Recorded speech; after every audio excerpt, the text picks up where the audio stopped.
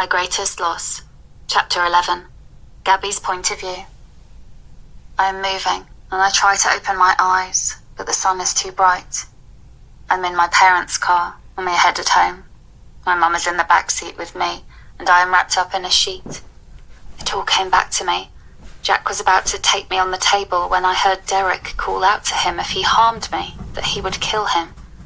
Well, he needs to, because even though they got here in time, I am still harmed. I will never be the same. Jack is a disgusting human being, and I will always be looking over my shoulder for the monster that I know is lurking there. Tears start to fall down my face as I remember that Derek is my mate, and he doesn't want me. He said that I was weak and he didn't love me. He wants Piper.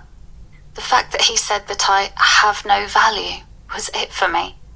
I want to accept his rejection before we leave. I want to go to the town hall meeting and accept his rejection right in front of his chosen mate, and then leave the pack. I also want to punch Alpha Monty in the nose. His not punishing Jack yesterday brought on what happened to me today. Jack knew that he could just keep after me until he succeeded in raping me, and then Alpha Monty would still have done nothing. Alpha Monty is a disgrace to alphas everywhere. I want out of this place right now. To hell with my pair of jeans and 2 shirts. That will take me literally 10 seconds to pack. I already knew I could be packed in 1 minute, but it would take my parents longer. I just needed the small number of things I had and the baby blanket and baby outfit that my biological parents had just given me, and that was it. Well, the baby album that I had, which now makes sense that it started with me as a toddler.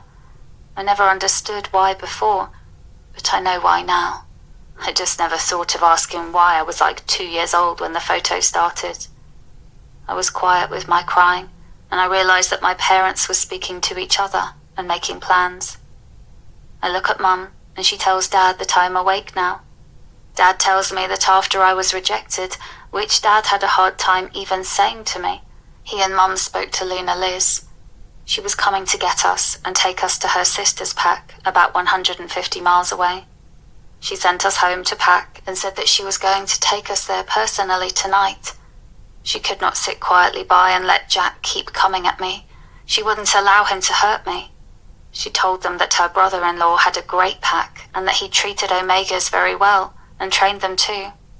He didn't think of your rank as a positive or negative, that it was how you were on the inside that determined your value. Things were finally looking up, and she said she would be there in about an hour to take us there personally, right after the town hall meeting. We arrive at the cottage, and we all grab a suitcase and pack. I had a duffel bag, but I fit all my socks inside it. The clothes and shoes literally took 1 minute, and that included my socks and underwear too. I looked around my room and packed the 4 books that I had read and reread as I loved them. My photo album, my baby blanket, and monogrammed baby outfit into my bag and went to the living room to sit on the couch. I would miss this house, but as long as I had Mum and Dad, I would still make memories in the new pack. Mum and Dad called out to me that they were almost done, and Mum said to grab a snack from the fridge, as the food would go bad if we left it in the fridge. I didn't see anything in there that I wanted, but we did have 3 apples on the counter, so I grabbed one of them and started eating it. I had just sat back on the couch when I heard a sound that I had only heard when they tested it once a month. It was a loud alarm that sounded with a rogue attack. I looked up and ran to the door to lock it, and Dad came running out to help me jam a chair under the door. Dad called out to Mum and pushed the couch back and opened the hatch to the stairwell that went down to the root cellar and told me to go down the stairs and dropped my duffel bag onto the cellar floor. My heart was pounding and I was scared. My parents looked at me sadly and told me that Luna Liz would come for me, but I had to hide now. I didn't want to go alone, but they said that they would do their best fighting and not be worried about me, as I didn't have a wolf yet. They both hugged me tightly, and Dad told me, "We are so proud of you. We were privileged to have been your parents. Neither of us could imagine a more perfect daughter than you in our lives. We may not have been able to give you much, but we loved you endlessly," he finished. My mum tells me, Gabby, if we don't make it, just know that we died trying to protect you. We love you more than you will ever know, my sweet girl. You need to think of all our good times, and here, take my purse. It has all of the money in it for our family. If we make it, we will need it to be with you, locked safely away. If we don't make it, we want you to have it, and you to get somewhere safe. Don't ever forget how much we love you. You are so strong, Gabby, way stronger than you think you are. Don't let anything hold you back. Let the Luna take you to the other pack, and you live your very best life there. Please, go down now, because we are only 2 miles in from the territory's border, and they will be here any moment. We love you, Gabby. We are proud of you, and couldn't have asked for a better daughter. Mum then pushes me gently to the top of the stairs, and I heard the howling of wolves very close, so I climbed down quickly, and Dad called down softly to me. Cover yourself with the tarp. I had dirt on it earlier, and it will block your scent, baby girl. We love you. And then the hatch was lowered and fastened shut, and the rug placed over it, making it dark. The couch was pushed back into place, and I heard Mum and Dad go to their room to try to block their door with a chair. I heard them talking softly to each other, and probably telling each other goodbye, and that they loved each other, before I heard the front door being knocked in and hitting the wall behind it hard. I heard several wolves enter the cottage in their wolf form, and I lay completely still. I had already covered myself completely with the tarp. I had already grabbed the duffel bag too, and pulled it under the tarp with me when I first covered up. I lay there quietly, and wish I could hum or sing to myself to calm myself down, but I can't. Werewolf hearing is quite good, and it helps them to hunt. One cough, and I will be dead. So I lay there and listened, trying hard to keep my breathing calm so I wouldn't let them know that I was there. Dad did a great job on the cottage, and you can't tell that the cottage has a basement at all. As far as they know, no one else is here. I hear their bedroom door get knocked open, and I know at least one of the rogues is in human form, as I hear him ask my parents a question. Where is the other person who lives here with you? We saw another room, but it has been cleared out recently. We saw another room, but it has been cleared out recently. Were you all moving? The unknown man asked them. It belonged to our daughter, but she met her mate and moved into the pack house, my dad told him. So, it is just you two here? I heard the unknown man speak again. Yes, my dad answers him.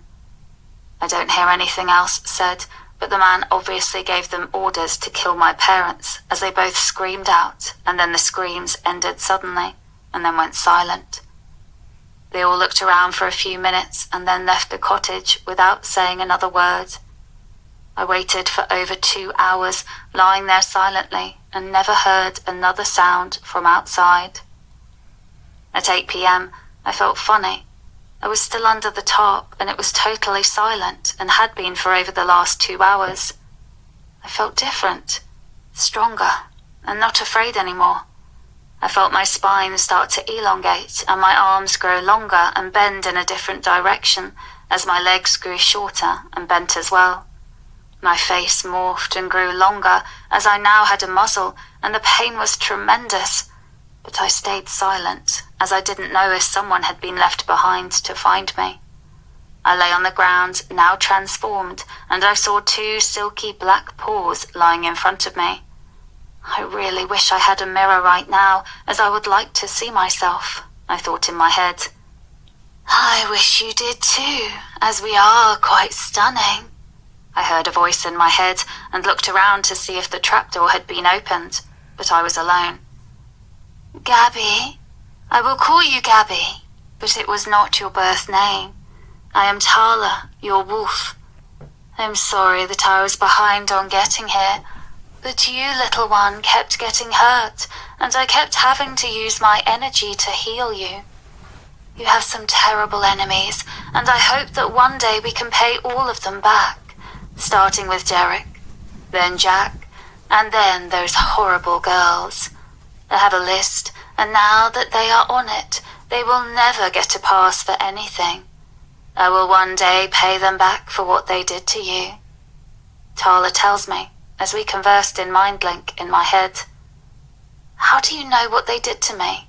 I linked back to her to ask. We share your memories, honey.